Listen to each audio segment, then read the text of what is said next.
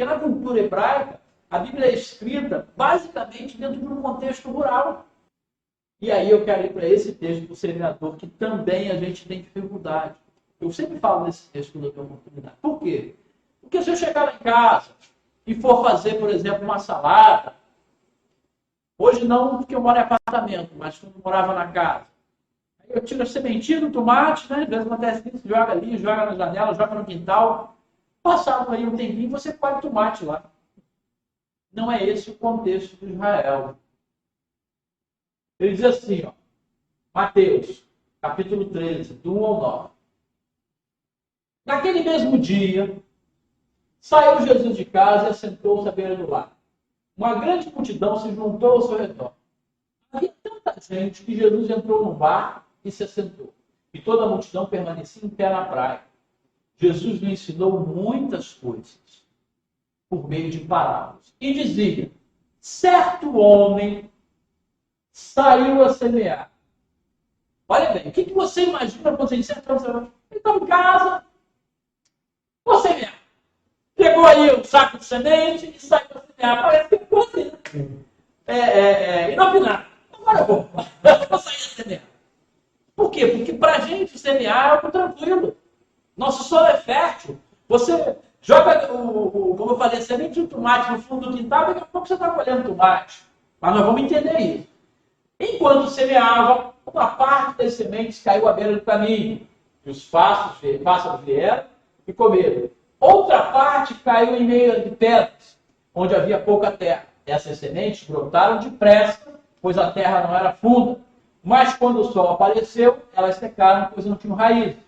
Outra parte das sementes caiu no meio dos espinhos, os quais cresceram e sufocaram. Uma outra parte ainda caiu em terra boa e deu frutos, produzindo 30, 60 e até mesmo 100 vezes mais do que tinha sido plantado. Quem pode ouvir? Ouça. Agora vamos entender isso aqui. Algumas coisas são interessantes. Eu não quero entrar na explicação da parábola, porque Jesus explica depois, tá? Eu quero entrar no contexto. Primeiro, em Israel, o solo ou é de pedra ou é deserto.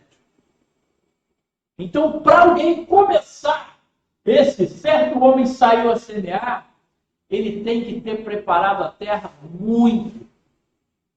Normalmente, ele tem esse entendimento do número 7, que é o número da plenitude, é que ele passa 7 vezes o arado na terra antes de semear. Quando você olha campos em Israel, você vai ver o seguinte, eu não consegui pegar nenhuma imagem, mas você vai ver que ele vai passando e depois ele vem recolhendo as pedras, as maiores, e vai juntando num canto, como essa daqui, e vai juntando. Aí ele passa o arado pela segunda vez, tira aquela... Por quê? O arado tem um nível de limitação, de força, que vai descendo. Conforme vai descendo, mais vai derretendo a terra, mais vai aparecendo pedra. E aí vai juntando no canto as pedras maiores. E aí você vê aquele campo todo arado, e no canto do campo sempre aquelas pedras grandes que foram tiradas. Ou seja, para esse homem sair a semear, ele preparou a terra, passando o arado pelo menos 7 vezes. Olha como já muda do entendimento de você que tira a sementinha do tomate e joga ali. Semear, houve uma preparação da terra.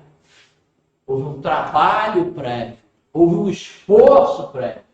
E aí outra coisa interessante, ó. Enquanto semeava, uma parte da semente caiu à beira do caminho. Ou seja, não caiu no lugar certo. Grande parte de Israel está numa linha migratória.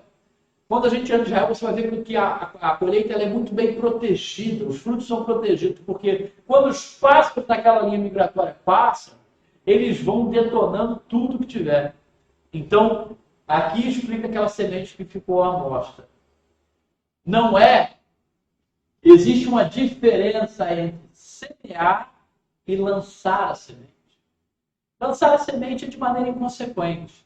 Semear exige uma preparação da terra. Então você tem que honrar tanto o solo como a semente.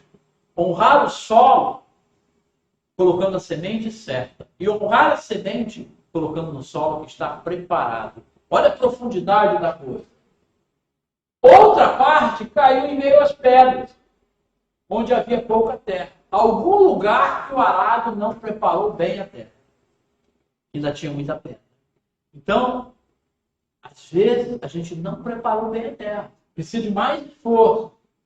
Outra parte da semente caiu no meio dos espinhos. Um lugar que a terra não foi arada devidamente. Porque se tinha espinhos ali, a terra, o arado ele vai passando e vai arrancando também as coisas.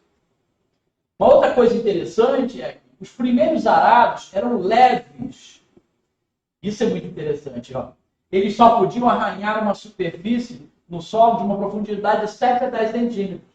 Aí a gente vai ver esse texto que diz aqui, ó, a razão para a qual o lavrador não olhar para trás. A gente vai ver esse texto que diz, quem põe a mão no arado não pode olhar para trás. Por quê?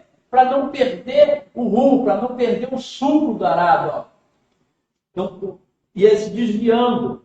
E detalhe que quem segura o arado, segura-se com a mão direita. Olha quanta coisa a gente vai aprofundando dentro dessa cosmovisão de impedimento. Era necessário que ele colocasse força para baixo.